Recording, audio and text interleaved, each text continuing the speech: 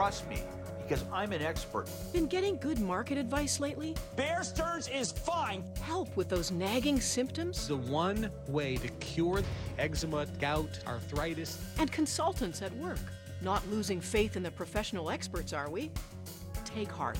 Qualified help is coming right up. And then I'm not going to be bullied by your ranting. Only the experts who are guaranteed to be wrong get on television. I'm Anne-Marie McDonald, and this is The Trouble with Experts.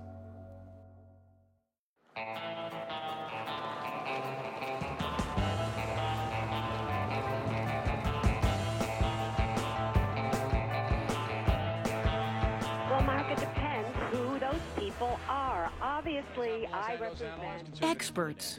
We can't live without them. ulterior motives or using it. There's something sleazy. They tell us how to fix our cars, decorate our homes, raise our kids, and cook our meals. Order them, or you can use small red onions at the shop. They tell us what wines to drink, what art to buy, and what opinions to hold, as well as how to eat right, exercise right, and live forever.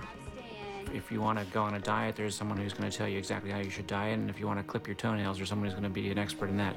Every day, armies of new experts, analysts, pundits, consultants, and other authorities are churned out to fill our needs in the media and elsewhere. I'm an expert in prison survival. Trust me, I'm an expert. Prediction! It's about $500 by January 2012.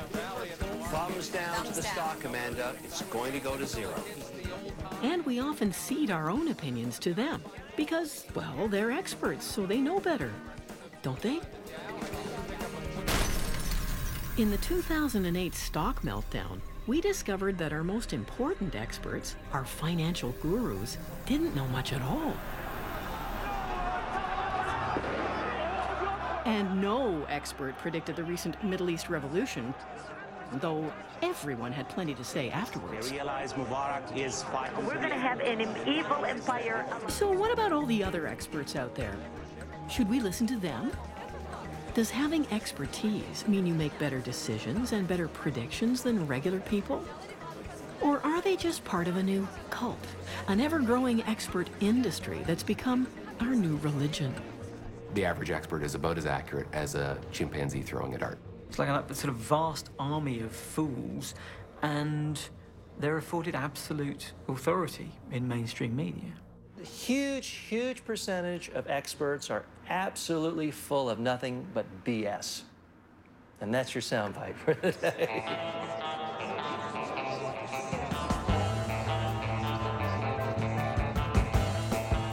It's time to examine the experts and see how reliable they are. And we'll start with the experts who intimidate almost everyone. Wine experts, whose godlike ratings tell us mere mortals what we're supposed to drink to join the fine wine crowd. These experts are among the snootiest of authorities who take one sip of wine and pronounce it to be pecan-flavored with a hint of melted licorice and stone dust. But do wine experts really know what they're talking about? A good place to find out is here in France's Loire Valley.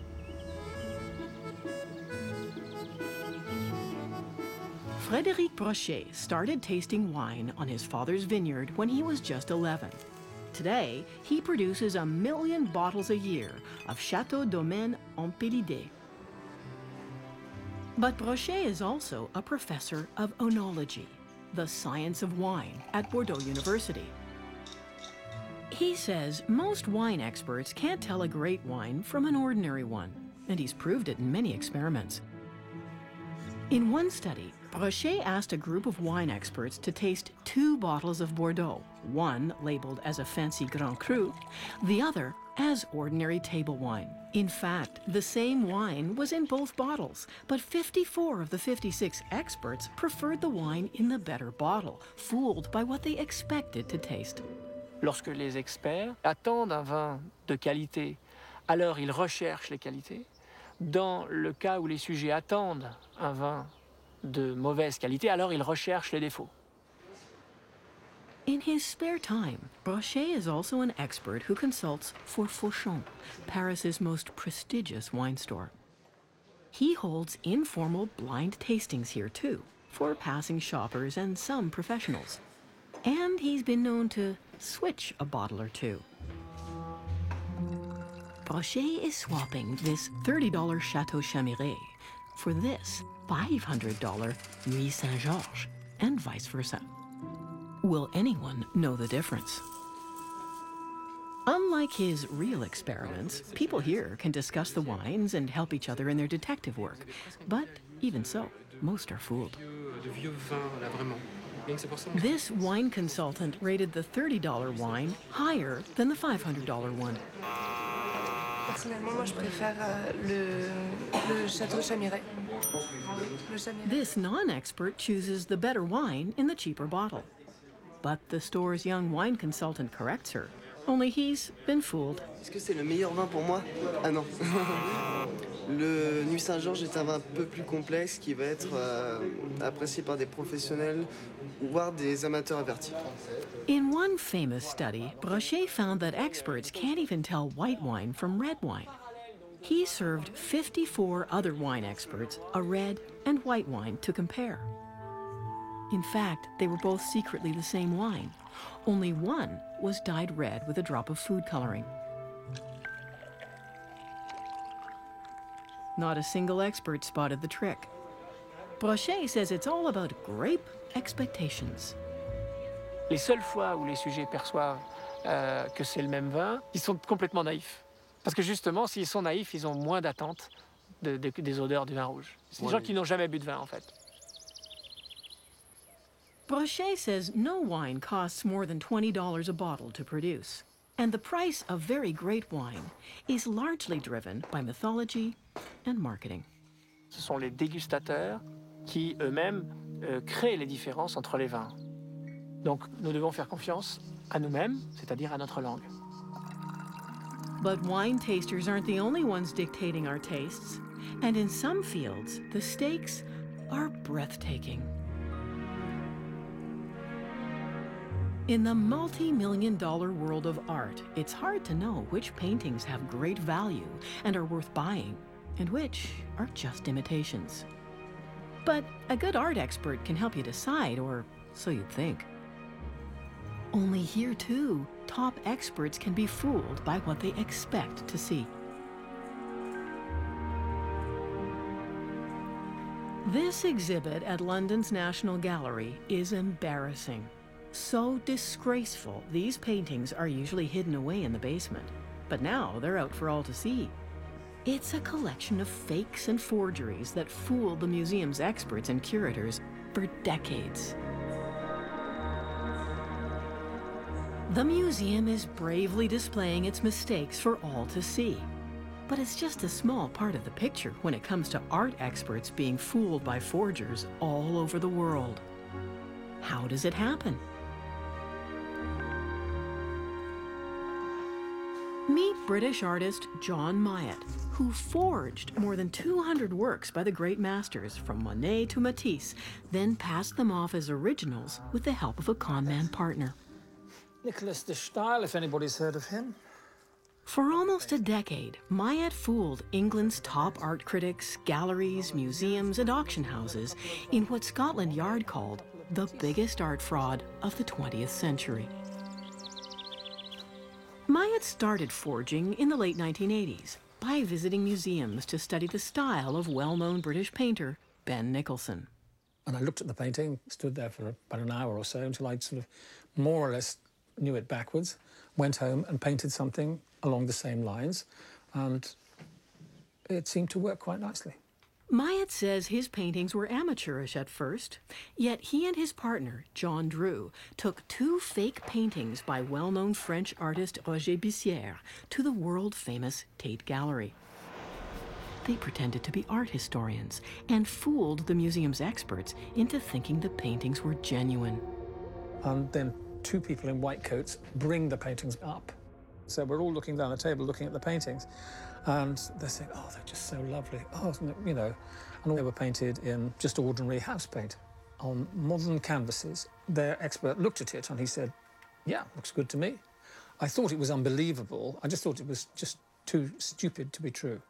By the mid-90s, Maillet had painted almost 200 fake Chagalls, Picassos, Mirots, and Giacomettis, and seen them sell at Europe's top auction houses.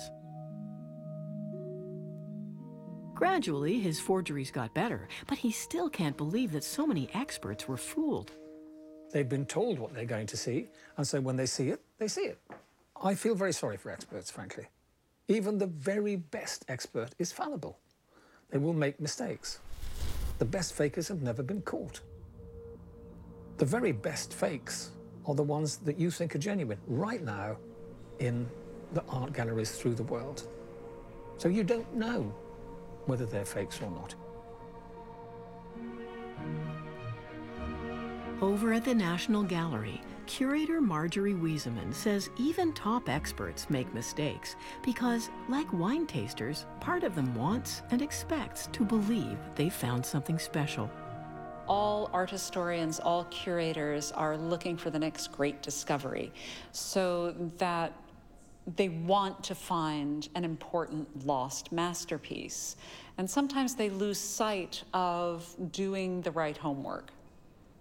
I think what gets in the way most often is greed, and not just financial greed, but also scholarly greed. You want to be credited with a great discovery.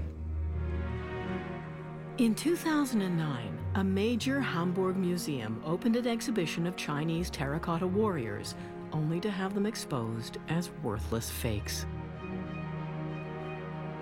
Meanwhile, an art expert who ran a German state museum was duped into declaring that a painting with bold splotches of color was the signature of Ernst Wilhelm Ney, a Guggenheim Prize-winning artist. In fact, the artist was a chimpanzee. I think it's museums, auctioneers, private collectors, art historians, scholars. I think everyone is vulnerable to that.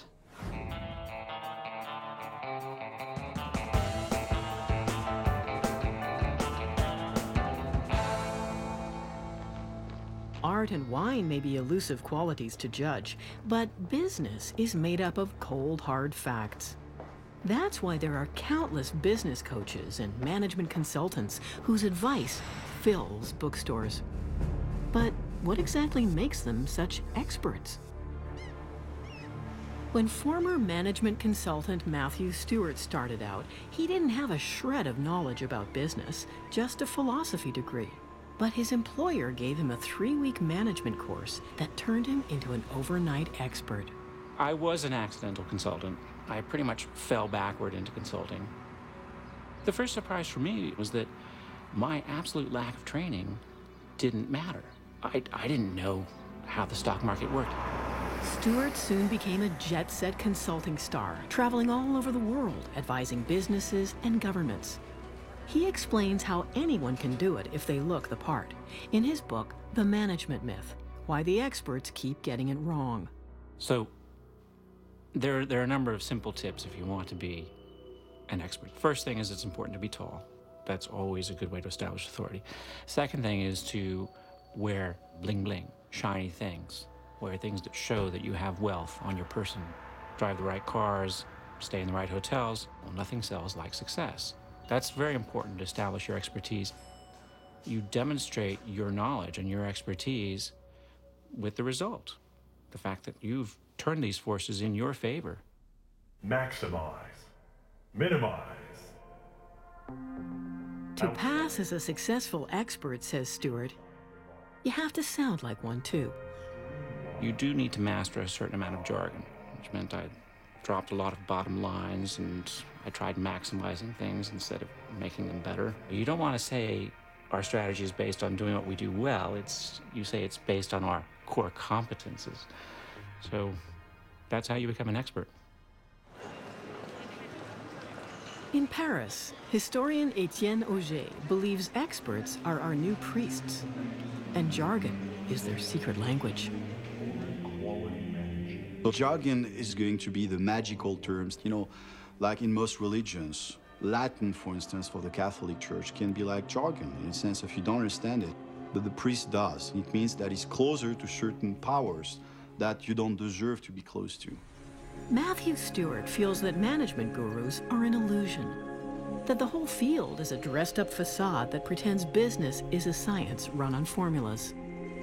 There's a notion out there, very important for our economy, that there are these people who have special access to a kind of expertise. It's an expertise in how to organize businesses, how to run the world. And then that creates this opening for people to step forward and say, I am the expert. I know how to run human organizations in the same way that you, sir, know how to build a cell phone or design a building. And yet it's unfounded. But Stewart says if he was a management expert fraud, so are all the rest.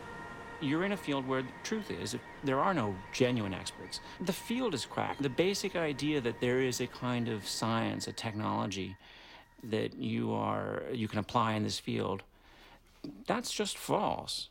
Yet corporations and governments love to hire experts anyway, to cover their assets. Basically, it's a cover your butt kind of deal. If things later on go down the tubes, you want to be able to say you listen to some pretty smart, respectable people, and they were wrong too. If it goes right, of course, then you're a genius, and you don't really actually have to mention all those experts who steered you in the right direction. There's another area where almost everyone is hungry for expert advice. Vitamin D, it is the miracle drug. Pomegranate juice, a new study says coffee is good for your heart. In our health-obsessed society, we look for wonder foods to help us live forever. From miracle omega-3 eggs and salmon to life-saving cereals, packaged more like medicine than food. Pineapple contains a protein-digesting enzyme called... We seek our magic answers from an army of new nutrition experts, diet specialists, and others who give us precise advice on what foods to eat and avoid to stay well or ward off cancer. Leafy green vegetables, all good stuff for the sex life. Dr. Ben Goldacre is a well-known British science critic. He says many nutrition experts have even less training and qualifications than management gurus. They've called themselves nutritionists.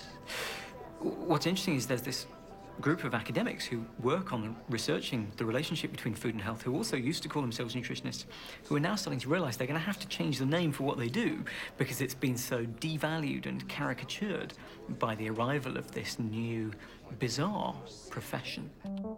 Goldacre says professional associations often have such informal standards that anyone can get some kind of official-looking certificate. In fact, he mailed away for one from this nutrition association for his deceased cat, Henrietta, and got it. Which shows you don't have to be a nutritionist, but you also don't have to be a human being, nor do you even have to be alive to be a member of the American Association of Nutritional Consultants. Ready? 3, 2, 1. What do you know? Instead of an explosion, we have a lamp. Dr. Joe Schwartz is McGill University's official science watchdog. The false expert is a huge problem in the science world. Many of these experts, professed experts, really are quacks. The results we obtained with thousands of patients with all types of cancer definitely proves SCIAC to be a cure for cancer. Did you hear that? The C word, cure for cancer. Studies done in laboratories... They are promoting cancer treatments that do not work.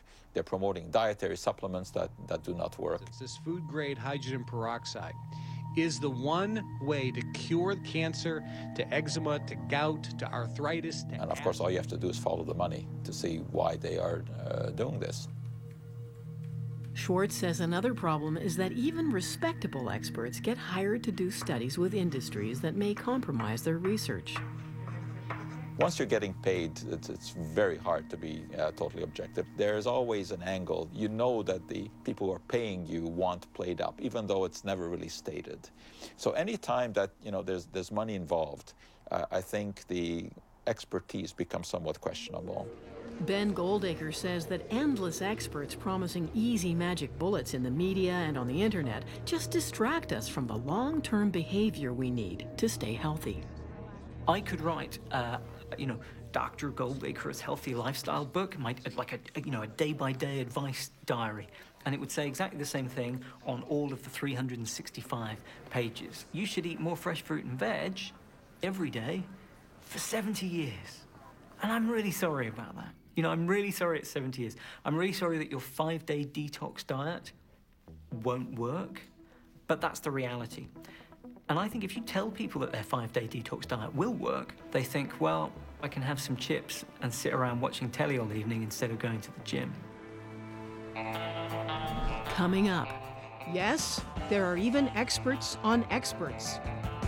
When it comes to expert predictions, you don't lose guru status simply because your forecast flops.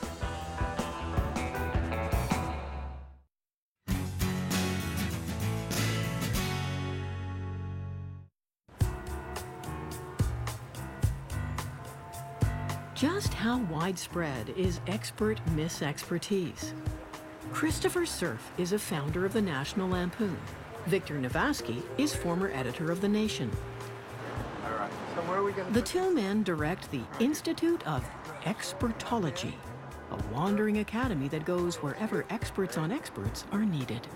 Voila, the Institute of Expertology. Got it. Together, they researched a book tracking the great expert predictions of all time. For instance, the stock market has reached a permanently high plateau. Irving Fisher, world-famous economist, just before the 1929 stock crash.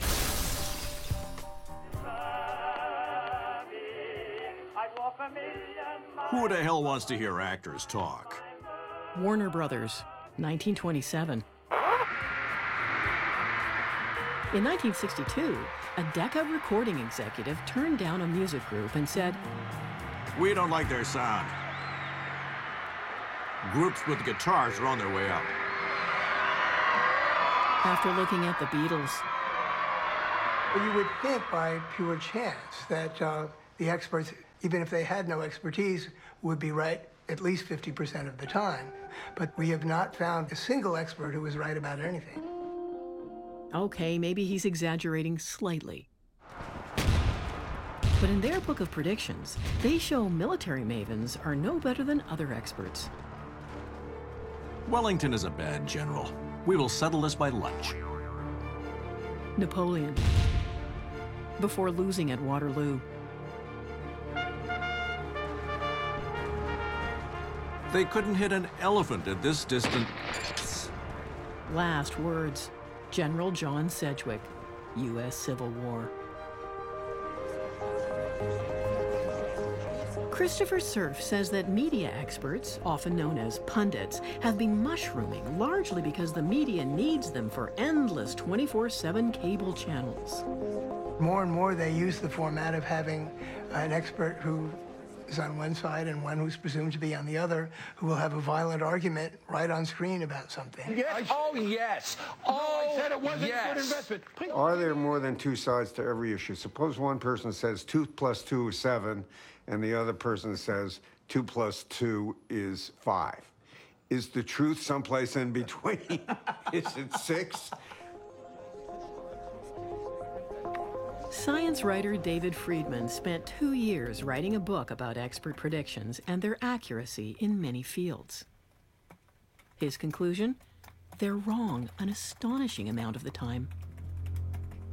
Experts are usually wrong. It's that simple. Like, surprisingly, you can actually put a number on how wrong experts are. And it turns out to be, on average, roughly 2/3 of studies in the top medical journals end up being wrong. And he is talking about respected academic experts. But today, we're told to get an expert for almost everything. We need an installation expert to set up our TV system, and a color specialist to paint our walls. Right now, grays are popular. And a relationship expert to sort out our marriage. You should not be deceitful, and when you're married, you're married. And Not to mention the experts we trust with our money and our government finances in a supposed science that's actually bogus to look at the results.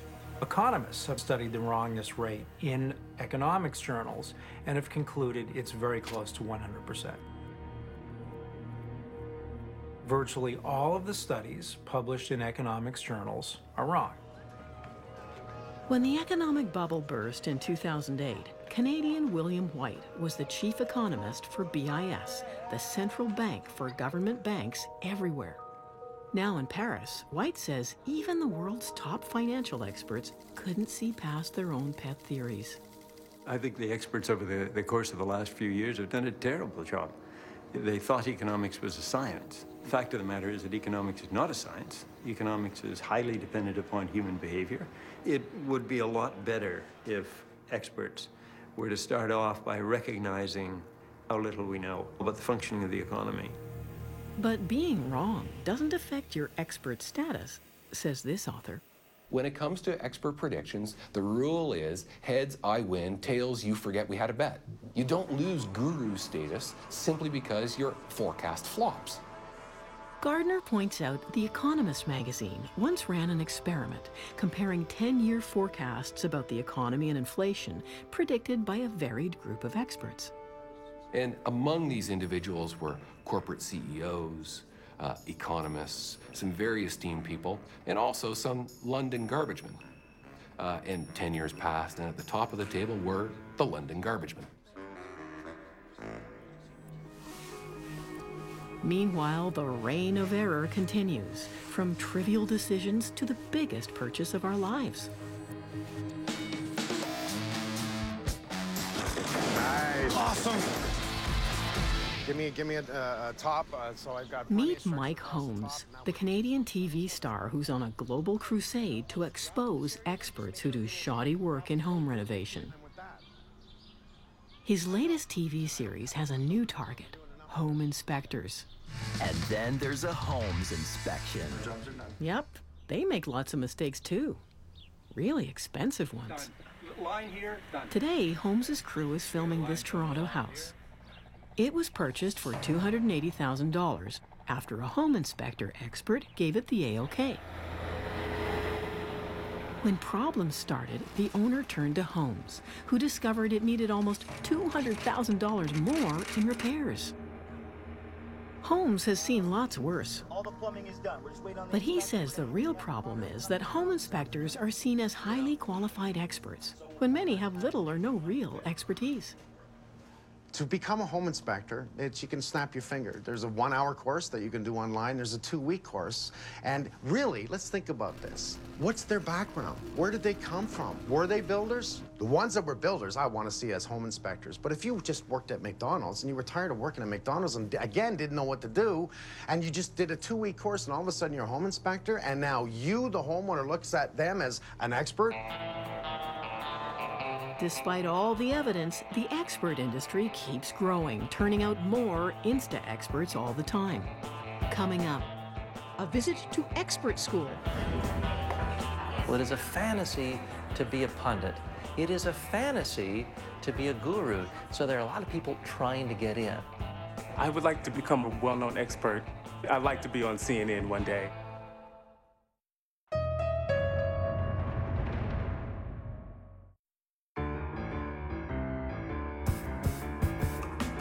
The expert industry keeps growing, partly because manufacturing experts has become a whole new business. There are people who claim they can turn anyone into an expert in just a few days. Yes, even you. Welcome to Expert School. Best. When that light went on and the camera went on. TJ Walker teaches people to look and sound like a TV expert in days. Because imagine if I came out here today, I'm going to really coach you how to be great on your image and really impress people that you're the world's greatest expert. What are you noticing? Well, at least it's not your fly. When it comes to being an expert in the media, if there's one thing that's off, that's the only thing anyone will remember. Personally, like to take out of this class. You know, it's been around for about 25 years. But his students pay anywhere from $2,000 to $7,000.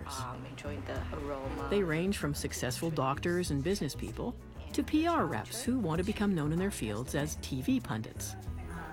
Like Sarah Harding, a former Miss Fitness trying to get known as a TV exercise expert. Absolutely, I would love to be an expert. I want people to see me as an expert in my field of specialty. I would like to definitely become more of a well-known expert in the short sales arena. I'd like to be on CNN one day. I'd like to become a sports psychology expert that goes on to news shows and sports shows to discuss sports psychology and how it impacts athletes. TJ says there's an enormous hunger for experts because of the massive growth of cable TV. There's a huge need for pundits these days for one reason. It's cheap. The cheapest thing to do is to have an opinionated host and bring in a couple of opinionated people, one on one side of a debate, one on another, and it's virtually free. And it is a fantasy to be a pundit. It is a fantasy to be a guru to many people. It's a very attractive career option. It can be intoxicating. So there are a lot of people trying to get in. We are looking at TJ says you can become an expert by writing a book or having a degree in something. But the easiest way is just to get some media training and then some exposure. Because once you're on TV once, you're seen as an expert, and print and radio will want you too. All right, what's the easiest way to get quoted? I guarantee you'll get quoted this way. The easiest way to ever get quoted is this. That's right. Attack. World, blame everybody else in the world, and then call me I'm not going to boring. be bullied by your ranting. TJ's golden rule is never sound uncertain. The more absolutely sure of yourself you sound, the more likely you are to make a career as a TV expert. So always say always, and always say never, but never say maybe. Anytime you can state something with finality, absolutely, always, must, he has to do this. Anytime you can do that, they're going to quote you again and again and again. So another classroom of premature pundits marches out to sell certainty. Part of the growing army of experts who are just experts at giving opinions. A Berkeley professor is the world's leading expert on experts. He's been scrutinizing experts closely for 20 years. Professor Philip Tetlock followed 300 top government and media experts over 2 decades as they made 82,000 predictions. These included political predictions about world events. Questions like, will the Soviet Union collapse? Will Germany be reunited? Will Quebec separate? The results? The experts barely did better at their forecasts than monkeys throwing darts. That's like random guessing. And the more well-known and certain the experts were, the more often they got it wrong. The very worst experts, the experts whose predictions were furthest from reality, had very strong opinions. The formula for getting it really wrong is to have very strong opinions, to be unwilling to revise them in response to new evidence, and to be willing to make predictions that go out far in time. We're going to see depression-level unemployment rates, 22, 25%. $200 a barrel oil. Bear Stearns is fine. Do not take your money out. This is real. If there's one take. And when you have the combination of all those things, you go off a cliff. We get the experts who give us the wrongest answers and give it to us in the most certain terms. They're the ones who get quoted in the mass media. We hear the most from them. They're the wrongest.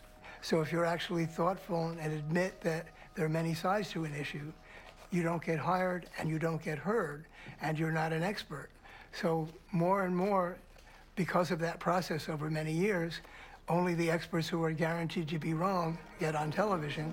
If we were a lot smarter about it, if we wanted better answers, we'd look for the very unconfident expert, the expert who is stammering and wondering and constantly contradicting him or herself. I think boring experts probably, as a rule, are more right.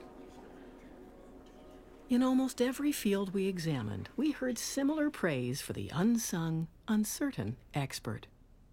When you have an expert that is absolutely certain, for me, that's when alarm bells go off, and I automatically say, no, there's something wrong here. I want to find out more. I think real experts should appear more uncertain, particularly in the area of economics. Of course, it's hard to work your way up the career ladder like that. But Matthew Stewart says certainty is exactly what business consultants are selling. Maybe that's why I don't particularly like the expert business. I mean, I'm always questioning myself and I'm riven with self-doubt. The laws of physics are predictable, but human behavior is too complex for anyone to accurately predict. Yet in uncertain times, we crave certainty in our lives. Is there any area where you can be a successful expert and admit to being uncertain? We searched the skies for it. For the greater metropolitan area, today's forecast, 30% chance of showers with a 50% chance of thunderstorms. Here at Environment Canada, weather forecasts are always given with percentage probabilities behind every prediction. In fact, for longer-term forecasts, there's a warning on their site that says their predictions are no better than chance. Senior climatologist David Phillips. I mean, it's like saying flip a coin, throw a dart, turn the roulette wheel. We have to say something. We can't just sort of put a blank map and say the weather this month has been canceled. So the best way we can communicate is to give them something, but then to also suggest, hey, user beware, don't trust it. Almost anything is possible.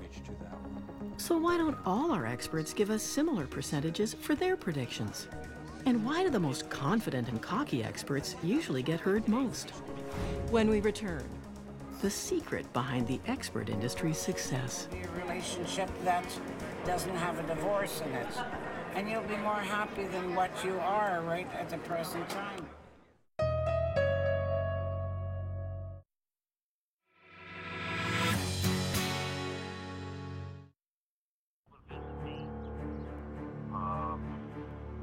And I don't know where else to turn.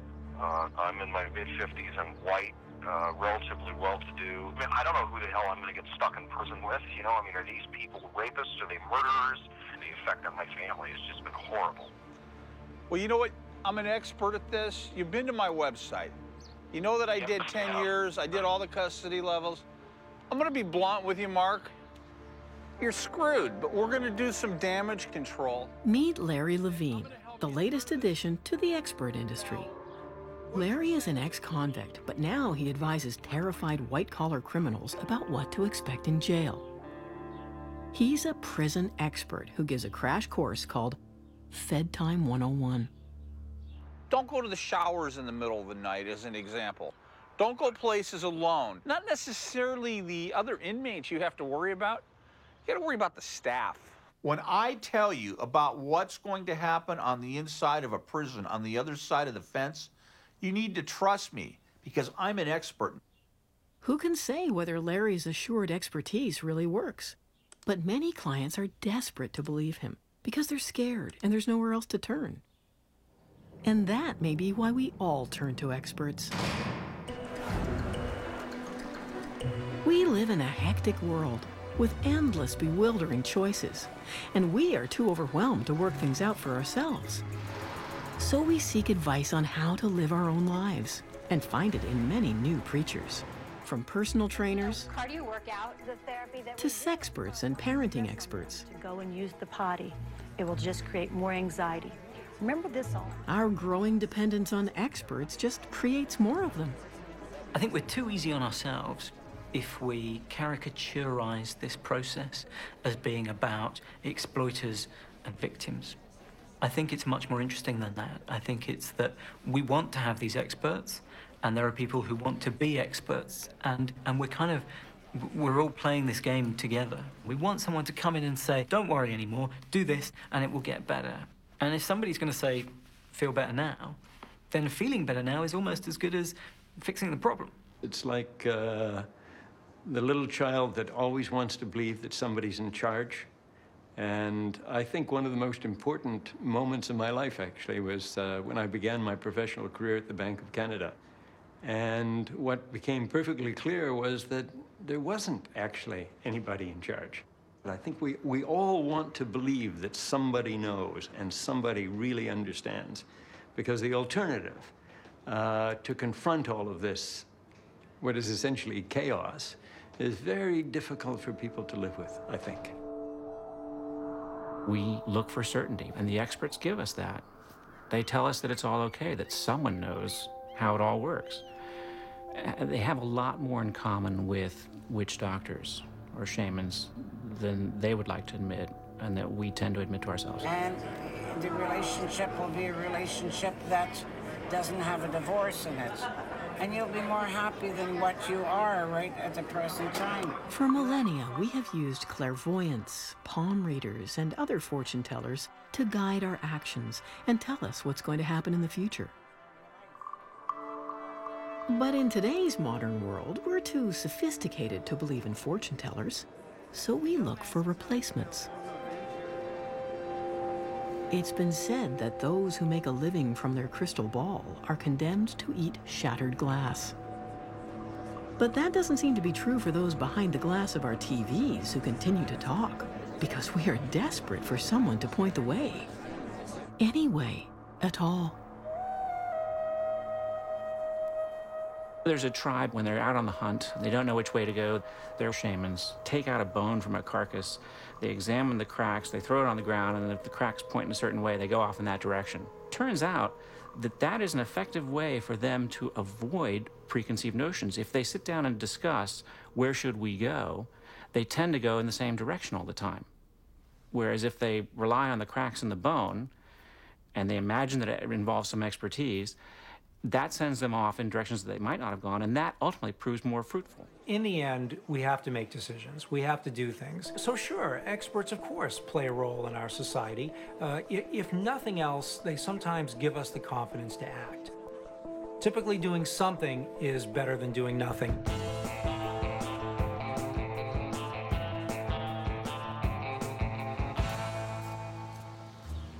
Back in England, forger John Myatt was finally caught by police and sentenced to a year in jail. But when he got out, a surprise was waiting.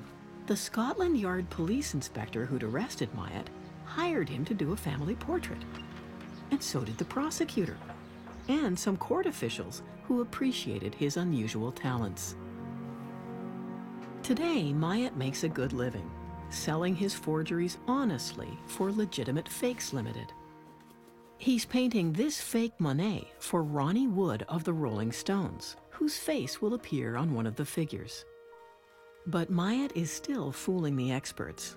Police think 120 of his 200 fakes are still in circulation with private owners, art dealers, and perhaps museums who value them. And Myatt would just as soon leave it that way. If they do own it and enjoy owning it, and everybody thinks it's authentic, you know, including the experts, then why on earth would anybody want to come along and say, oh, you know, I painted that? So perhaps there is some benefit in getting the wrong advice from experts, if the result leaves you happy. Then again, there's definitely an expert out there somewhere with a totally different view.